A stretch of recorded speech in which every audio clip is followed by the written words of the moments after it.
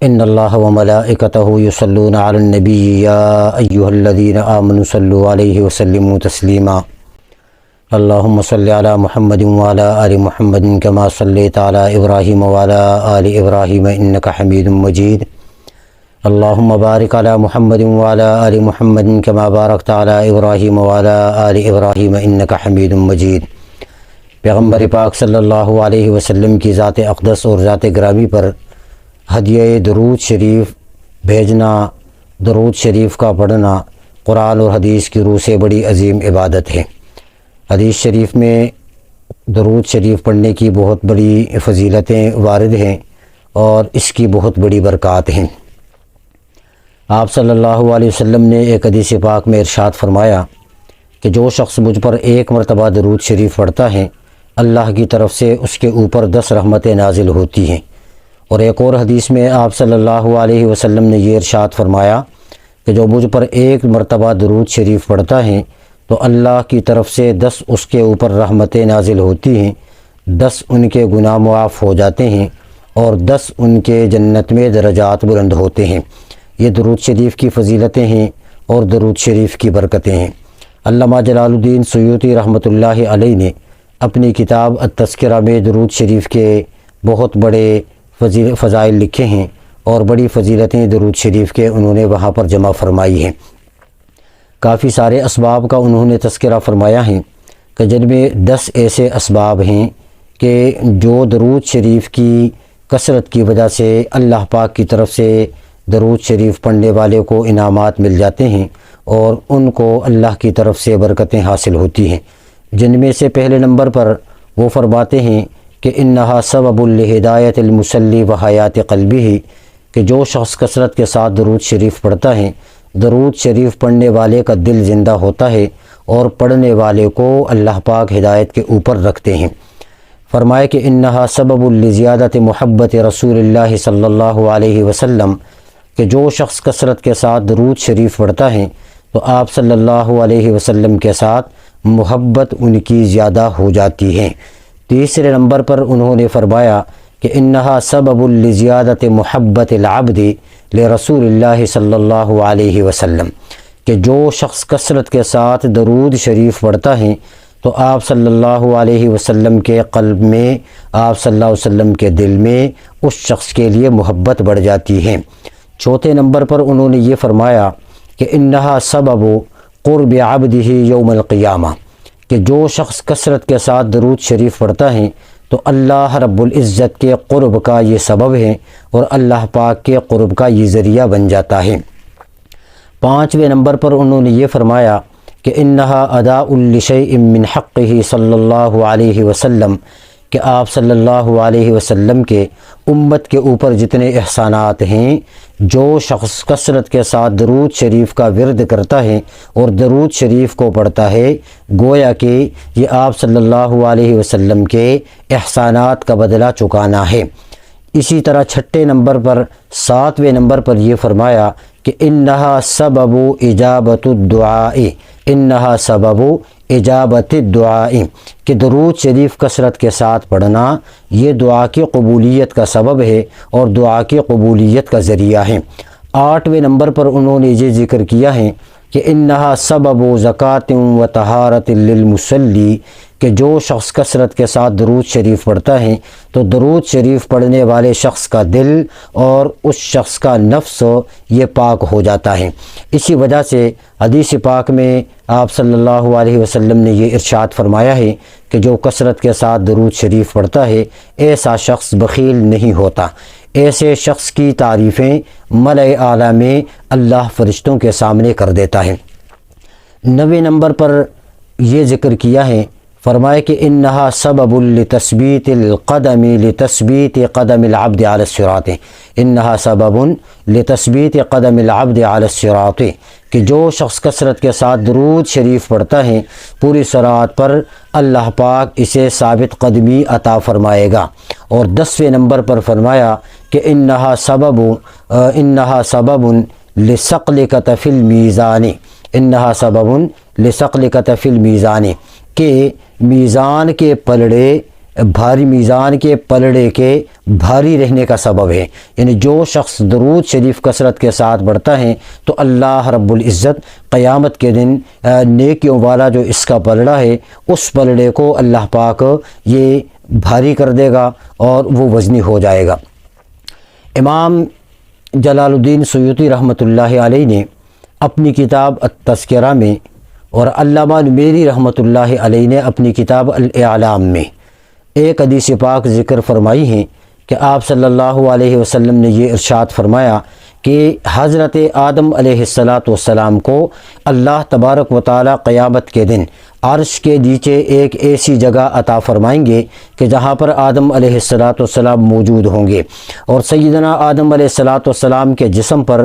2 قسم کے سبز کپڑے ہوں گے، اور قد حضرت آدم علیہ السلام کا بڑا اونچا ہوگا اور بڑا دراز ہوگا، اور اسی اونچائی کی وجہ سے آدم علیہ السلام دیکھیں گے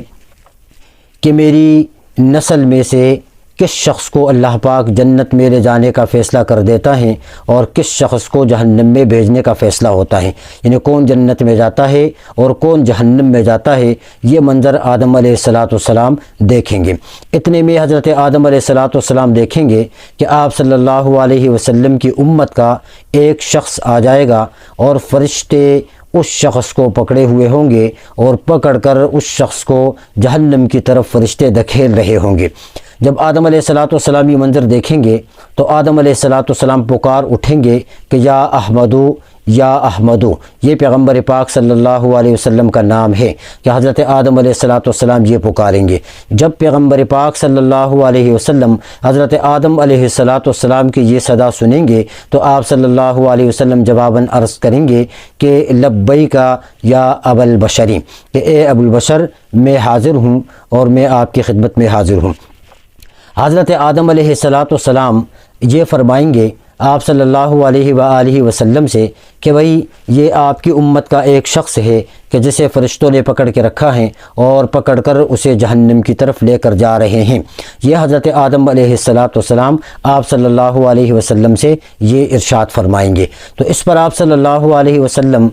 فرماتے ہیں کہ میں کہوں گا کہ میں اپنی کمر کو کس کے باندھ لوں گا۔ یہ جو شدہ بیزرہو یعنی اپنی کمر کو کس کے باندھنا، یہ عربوں کے ہاں ایک دستور تھا کہ جب بھی وہ کسی اہم کام کے اوپر جاتے تھے تو اس سے پہلے وہ یہی کہتے تھے کہ بھی اپنی کمر جو ہے اس کو کس کے باندھو اور اس کے بعد جو ہے یہ اپنے کام کے اوپر نکل جاؤ۔ تو پیغمبر پاک صلی اللہ علیہ وسلم یہ فرمائیں گے کہ میں اپنی کمر کو کس کے باندھ لوں گا اور اس کے بعد میں ان فرشتوں کے پیچھے چلوں گا کہ جو فرشتے میرے اس امتی کو پکڑ کر جہنم کی طرف لے کر جا رہے ہیں۔ پیغمبر پاک صلی اللہ علیہ وسلم نے فرمایا کہ میں ان فرشتوں کی طرف پیچھے پیچھے ان کے چلوں گا، اور جب میں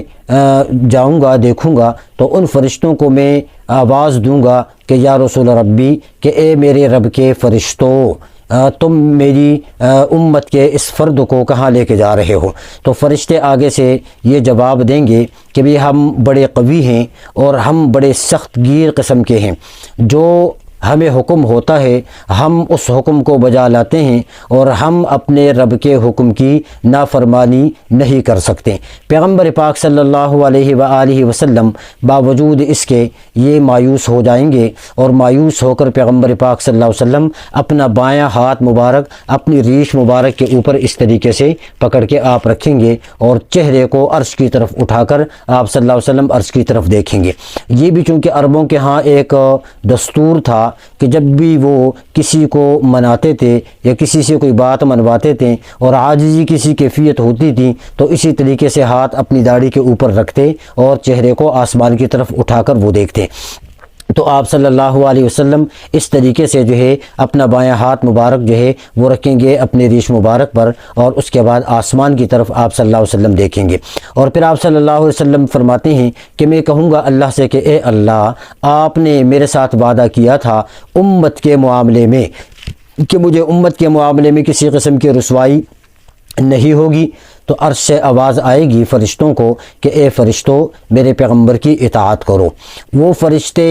اس شخص کو چھوڑیں گے اور اس کو یعنی جو جہنم کی طرف جا رہے تھے اس شخص کو چھوڑ کر واپس اس میزان کی طرف جائیں گے جہاں سے حساب کتاب کا مرحلہ تھا، اسی جگہ واپس جا کر ان کو چھوڑ کے آ جائیں گے۔ پیغمبر پاک صلی اللہ علیہ وسلم فرماتے ہیں کہ میں اس جگہ پر پہنچ جاؤں گا اور میزان کے اوپر میں جا کر پہنچ جاؤں گا، لیکن میرے پاس کاغذ کا ایک ٹکڑا ہوگا اور میں کاغذ کا ایک ٹکڑا نکال دوں گا اور نکال کر میں اس شخص کے میزان کی نیکیوں والا جو پلڑا ہوگا اس پلڑے میں کاغذ کا وہ ٹکڑا میں ڈال دوں گا۔ جب میں کاغذ کا ٹکڑا اس کے میزان کے اس پلڑے میں جو نیکیوں والا ہے اس میں وہ کاغذ ڈالوں گا تو نیکیوں والا جو پلڑا ہے اس کا، یہی کاغذ والا جو پلڑا ہے یہ اس کا یہ ہو جائے گا، بھاری ہو جائے گا، اور گناہوں والا جو پلڑا ہے وہ بالکل اوپر کی طرف آ جائے گا، وہ بالکل ہلکا ہو جائے گا۔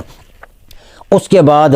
اعلان ہو جائے گا، فرشتے اعلان کریں گے کہ بھئی یہ فلاں شخص یہ کامیاب ہو گیا اور یہ جنت میں جانے کا مستحق ہو گیا اور یہ اللہ کے عذاب سے بچ گیا اور یہ جہنم سے بچ گیا۔ تو اب فرشتے اس شخص کو پکڑ کر جنت کی طرف لے کے جا رہے ہوں گے، جو تھوڑی دیر پہلے جہنم کی طرف لے کے جا رہے تھے اب اس شخص کو پکڑ کر اس کو جنت کی طرف لے کے جائیں گے۔ لیکن جب اس شخص کو جنت کی طرف لے کے جا رہا ہوگا تو پیغمبر نے فرمایا کہ وہ شخص فرشتوں سے کہے گا کہ رک جاؤ، ذرا رک جاؤ اور میں اس شخص سے معلومات کرنا چاہتا ہوں، کچھ اس سے میں معلوم کرنا چاہتا ہوں، کچھ میں اس سے پوچھنا چاہتا ہوں۔ فرمایا کہ وہ شخص جو ہے وہ میرے پاس آئے گا اور آ کر میری تعریف کرے گا، میرے چہرے کی تعریف کرے گا، میری خوبصورتی کی تعریف کرے گا، اور اس کے بعد وہ یہ کہے گا کہ اے مہربان اور کریم شخص، آپ ہے کون کہ جو آپ نے میرے ساتھ اتنی اچھائی کی اور جو آپ نے میرے ساتھ اتنی نیکی کی کہ میں اللہ کے عذاب سے بچ گیا اور میں اللہ کی نعمتوں کو